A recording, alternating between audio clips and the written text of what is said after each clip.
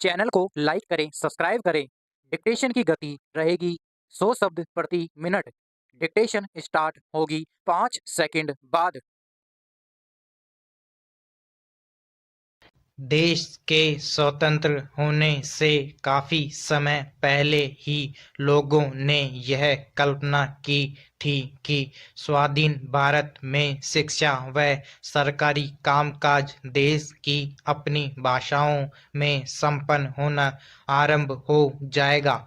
स्वाधीन होते ही देश के अनेक विश्वविद्यालयों ने इसी भावना का अनुसरण करते हुए अपनी शिक्षा और परीक्षाओं में हिंदी और क्षेत्रीय भाषाओं को समुचित स्थान भी दे दिया था। हिंदी भाषी क्षेत्रों के अनेक विश्वविद्यालयों में शिक्षा और परीक्षा का माध्यम हिंदी हो चुका था, लेकिन जैसे जैसे समय बीतता गया लोगों की सोच में अंतर आने लगा। लोग अनुभव करने लगे कि हिंदी माध्यम से शिक्षा प्राप्त नवयुवक सरकारी नौकरियों में उचित संख्या में नहीं आ पा रहे हैं।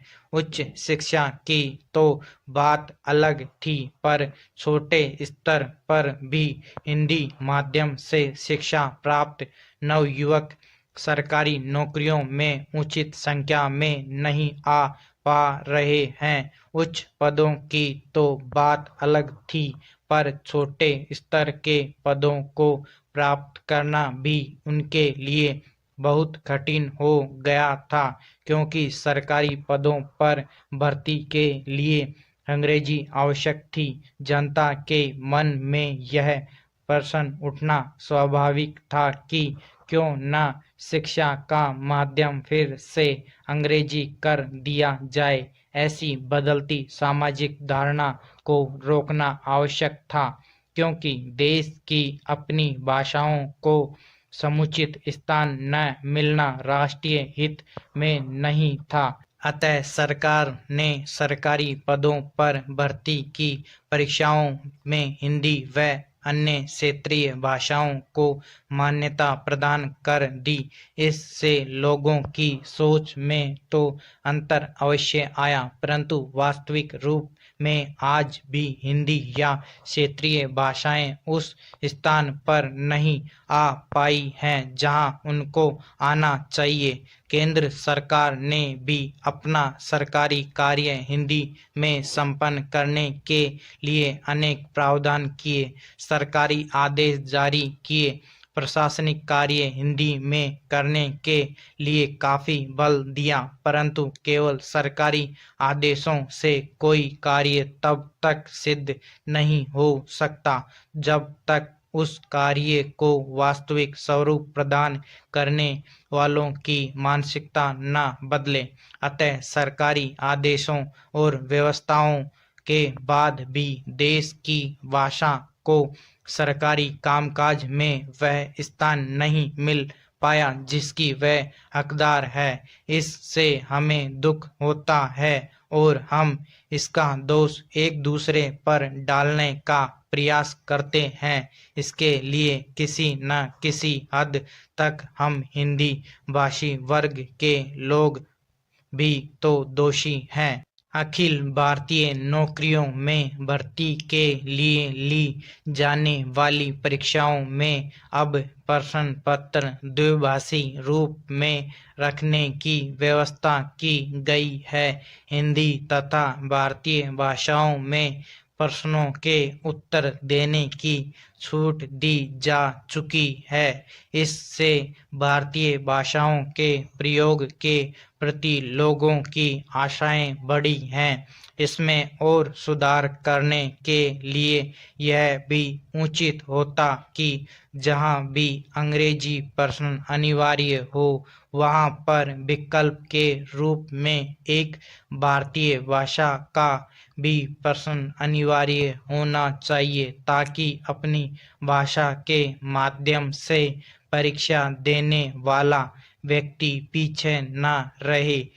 इससे यदि उनके अंग्रेजी में कम अंक आते हैं तो वह उसकी पूर्ति अपनी पसंद की भाषा से कर सके, परंतु अभी तक यह व्यवस्था नहीं हो पाई है। जहाँ तक राज्य सरकारों की सेवा में भर्ती होने का प्रश्न है, वहाँ प्रदेश की भाषा को ही भर्ती परीक्षा का माध्यम बनाकर क्षेत्रीय भाषाओं के माध्यम से शिक्षित व्यक्ति को नौकरी के अवसर प्रदान किए जा सकते हैं।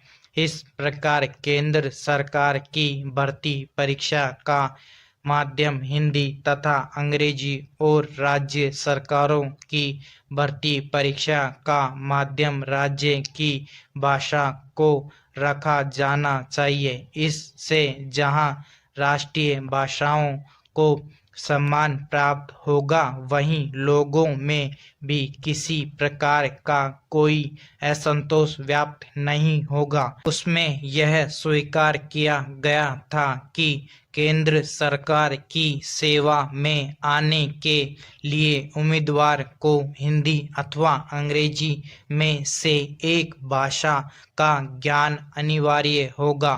भाषा मनुष्य की आपसी बातचीत का सबसे अधिक शक्तिशाली माध्यम है और यह उस भाषा का प्रयोग करने वालों की विचार प्रक्रिया को व्यक्त करती है जो कि एक समाज या व्यक्ति बोलता है।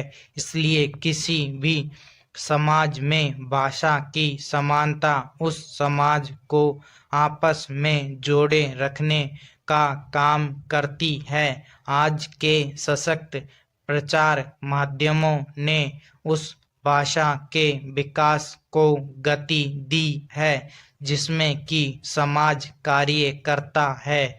जो भाषा किसी भी समाज के विभिन्न भाषा भाषियों द्वारा व्यवहार की जाती है, उसका विकास उतना ही अधिक होता है। भारत के स्वतंत्रता संग्राम में हमने यह अनुभव किया है और देखा है कि किस प्रकार पूरा भारत एक संगठित आंदोलन के रूप में चला।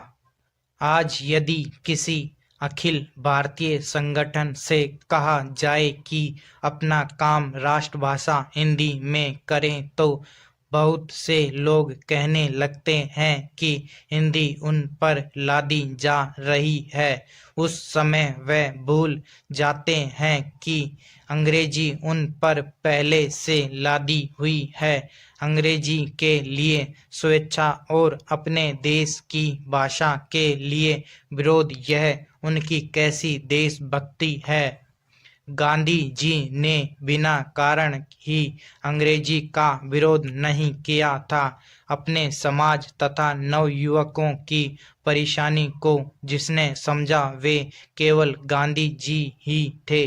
अंग्रेजी के प्रभाव से होने वाली हानि के बारे में भी उन्होंने लिखा है कि हजारों नवयुवक अपने जीवन का कीमती समय इस विदेशी भाषा को सीखने में नष्ट कर देते हैं, जबकि उनके दैनिक जीवन में उसकी कोई उपयोगिता नहीं है और अंग्रेजी सीखने में समय लगाते हुए वे अपनी मातृभाषा की भी उपेक्षा करते हैं। वे इस मानसिकता के शिकार होते जा रहे हैं कि ऊंचे दर्जे के विचार केवल अंग्रेजी भाषा में ही प्रकट किए जा सकते हैं, जबकि वास्तविकता इसके विपरीत है। कोई भी व्यक्ति अपने मन के वास्तविक विचार केवल अपनी मातृभाषा में ही स्वाभाविक रूप से प्रकट कर सकता है, क्योंकि वह उसके हृदय से निकलती है। उसमें स्वाभाविकता होती है और बनावट से उसका दूर तक का संबंध नहीं होता। गांधी जी मानते थे कि अंग्रेजी के प्रभाव के कारण राष्ट्र की शक्ति कम हो गई है। विद्यार्थियों की आय घट गई है, वे देश की आम जनता से दूर होते चले जा रहे हैं।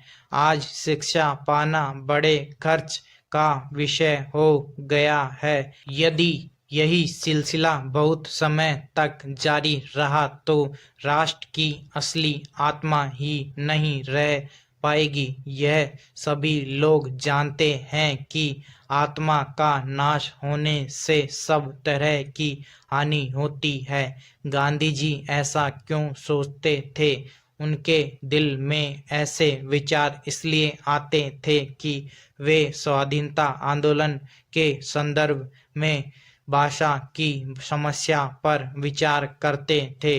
उनके लिए यह प्रश्न अधिक महत्वपूर्ण नहीं था कि अंग्रेजी विश्व भाषा है और हिंदी पूरी तरह विकसित नहीं है। उनके लिए मुख्य प्रश्न यह था कि विदेशी भाषा के व्यवहार से राष्ट्र के चरित्र पर क्या असर पड़ेगा। इसलिए वह इस देश से अंग्रेजी को तुरंत विदा कर देश की भाषा का ही प्रयोग करना चाहते थे। फुल स्टॉप, समाप्त।